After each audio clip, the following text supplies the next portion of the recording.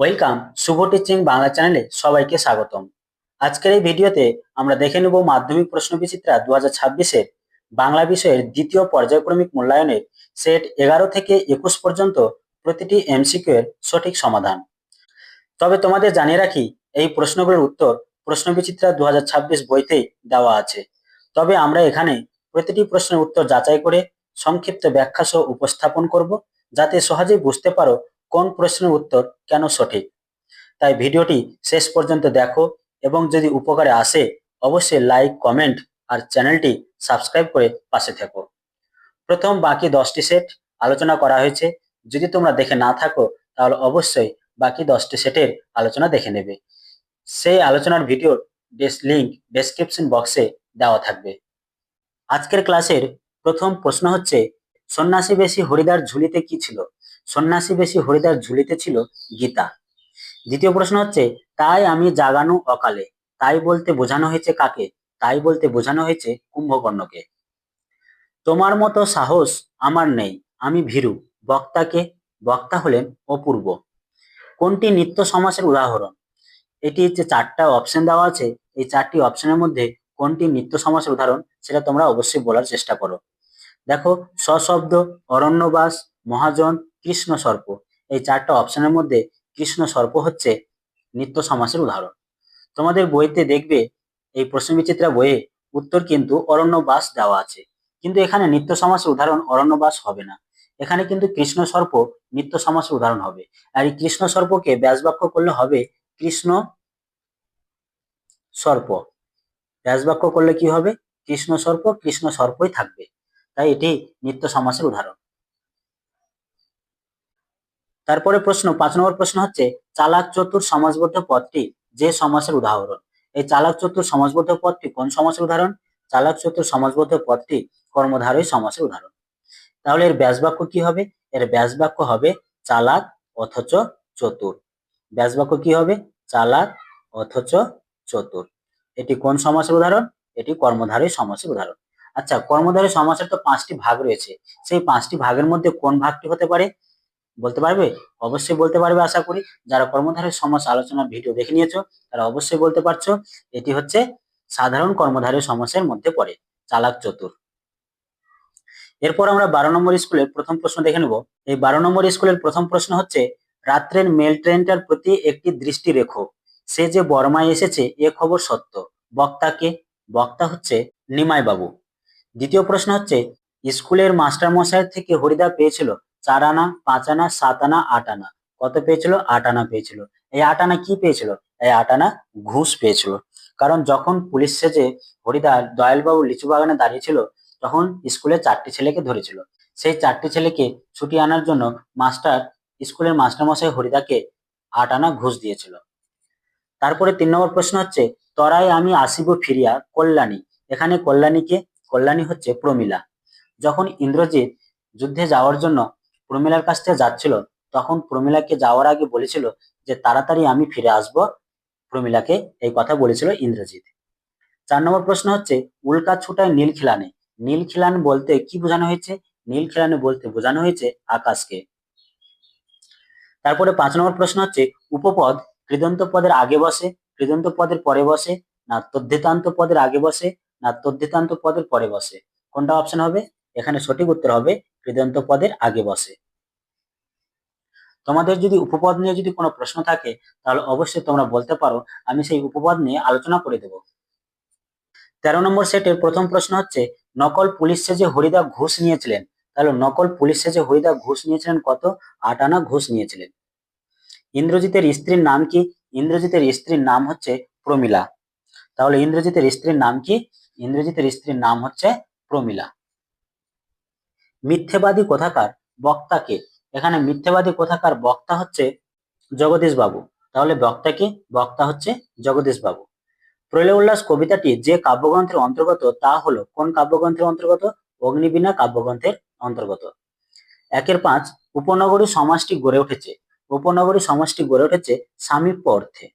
এই উপনগরী সমাজটিকে ব্যাসবাক্য করলে হবে নগরীর সমীপে। ব্যাসবাক্য করলে কি হবে? নগরীর সমীপে। তাহলে সমীপে মানে কি?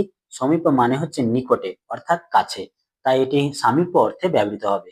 কিন্তু তোমাদের প্রশ্নবিচিত্রা বইয়ের উত্তরে কিন্তু দেওয়া আছে সাদৃশ্য অর্থে। এটা কিন্তু সাদৃশ্য অর্থে ব্যবহৃত হবে না, এটা কিন্তু সামীপ্য অর্থে ব্যবহৃত হবে।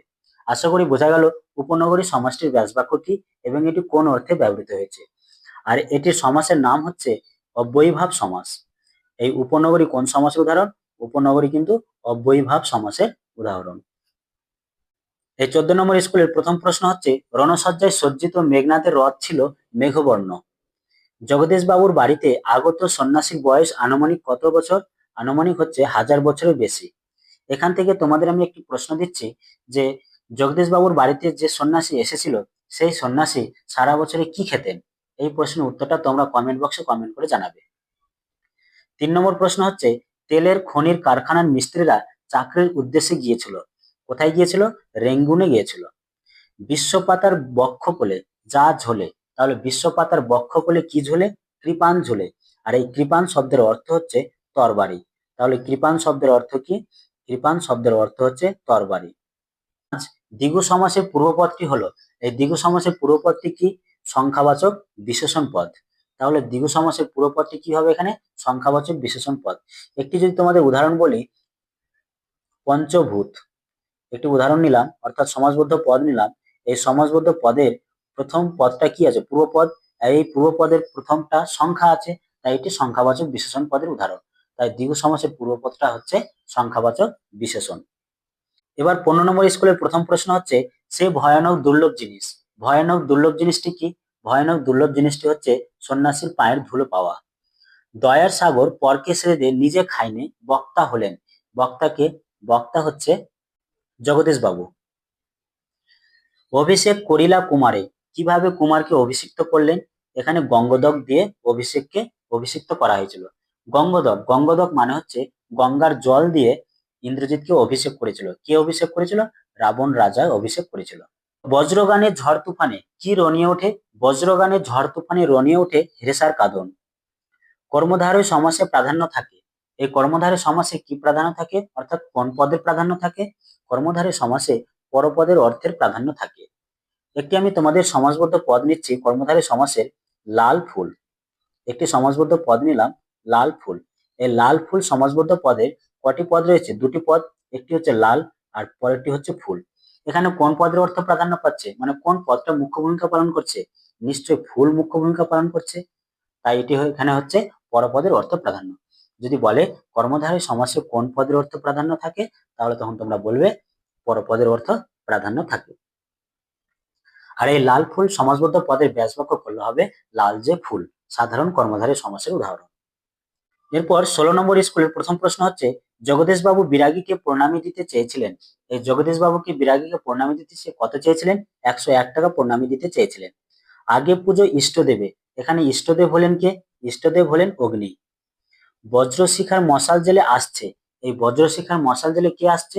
ভয়ঙ্কর আসছে। গিরিশ মহাপাত্রের সঙ্গে অপূর্বর পুনরায় কোথায় দেখা হয়েছিল?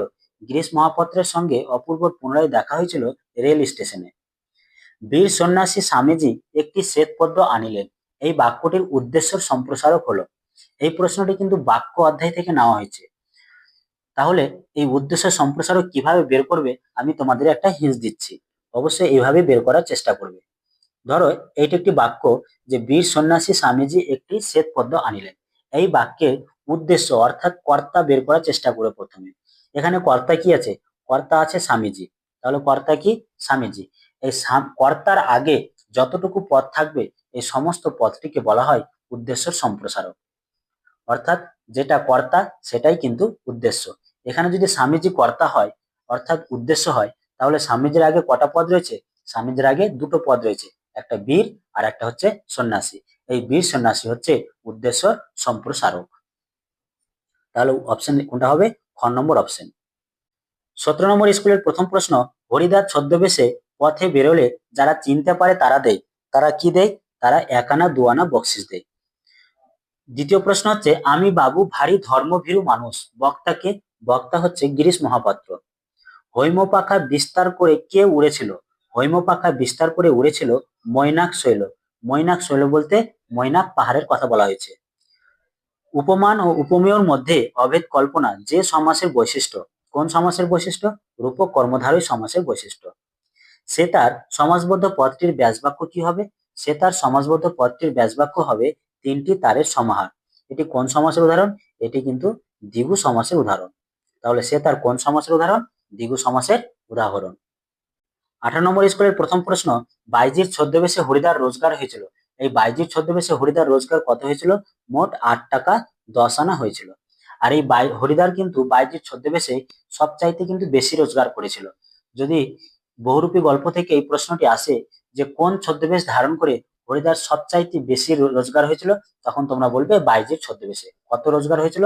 8 টাকা 10 আনা। দ্বিতীয় প্রশ্ন হচ্ছে, সে চোর তাড়াইয়া দরজার নিজে তালায় বন্ধ করিয়াছে। সে বলতে কাকে বোঝানো হয়েছে? সে বলতে খ্রিস্টান মেয়েটিকে বোঝানো হয়েছে। এটি কিন্তু পথের দাবি থেকে নেওয়া হয়েছে। 3 নম্বর প্রশ্ন হচ্ছে, ইন্দিরা সুন্দরী উত্তরিলা। ইন্দিরা সুন্দরী বলতে কাকে বোঝানো হয়েছে? ইন্দিরা সুন্দরী বলতে বোঝানো হয়েছে দেবী লক্ষ্মীকে। বিশ্বপাতার বক্ষকোলে কি ঝোলে? বিশ্বপাতার বক্ষকোলে ঝোলে কৃপাণ। আমি তোমাদের এর আগেই বলেছি যে কৃপাণ শব্দের অর্থ কি। তোমরা কত মনোযোগ সহকারে ভিডিওটা দেখছো, তোমরা অবশ্যই বলার চেষ্টা করো যে কৃপাণ শব্দের অর্থ আমি কি বলেছিলাম। কমেন্ট বক্সে কমেন্ট করে জানাও। তাহলে কৃপাণ শব্দের অর্থ অবশ্যই কমেন্ট বক্সে কমেন্ট করে জানাবে। 5 প্রশ্ন হচ্ছে, বিড়াল তপস্বী শব্দটির ব্যাসবাক্য হলো। এই বিড়াল তপস্বী শব্দটির ব্যাসবাক্য হলো বিড়ালের মতো তপস্বী। আচ্ছা বলতো, যদি ব্যাসবাক্যের মাঝখানে মত বা ন্যায় থাকলে কোন সমাসের উদাহরণ হয়?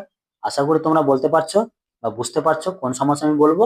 উপমান কর্মধারী সমাস। উপমান কর্মধারী সমাস ব্যাসবাক্যের মাঝখানে ন্যায় বা মত থাকবে। 19 নম্বর সেটের প্রথম প্রশ্ন, সব্যসাচী মল্লিক পেশায় ছিলেন। সব্যসাচী মল্লিক পেশায় কি ছিলেন? ডাক্তার। কাজী নজরুল ইসলাম লেখার প্রথম কাব্যগ্রন্থের নাম কি? এই কাজী নজরুল ইসলামের লেখা প্রথম কাব্যগ্রন্থ হচ্ছে অগ্নিবীণা। সেটা পূর্বজন্মের কথা। বক্তার পূর্বজন্মে ছিল কি? বক্তার পূর্বজন্মে ছিল রাগ। প্রাদি সমাস। এই প্রাদি সমাস কোন সমাসের নামান্তর? প্রাদি সমাস হচ্ছে তৎপুরুষ সমাসের নামান্তর। মাপ করিবার কাঠের একটা ফুটরুল। এই ফুটরুল কোন সমাসের উদাহরণ? ফুটরুল হচ্ছে কর্মধারয় সমাসের উদাহরণ।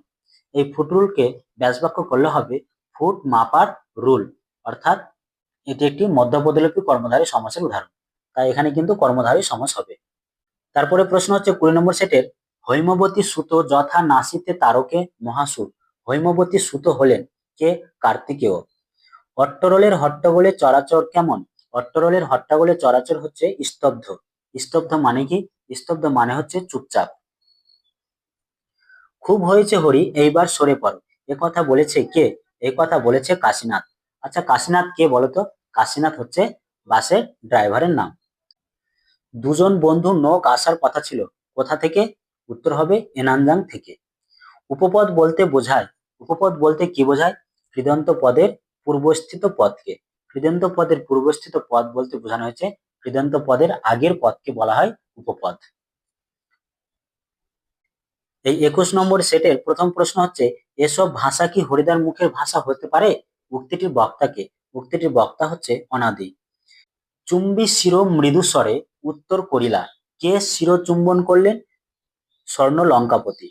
তাহার ট্যাগ হইতে কত টাকা বের হলো? তাহার ট্যাগ হইতে বের হলো 1 টাকা ও গন্ডা 6 পয়সা। করুণ বেশে আসবে। করুণ বেশে কে আসবে? উষা।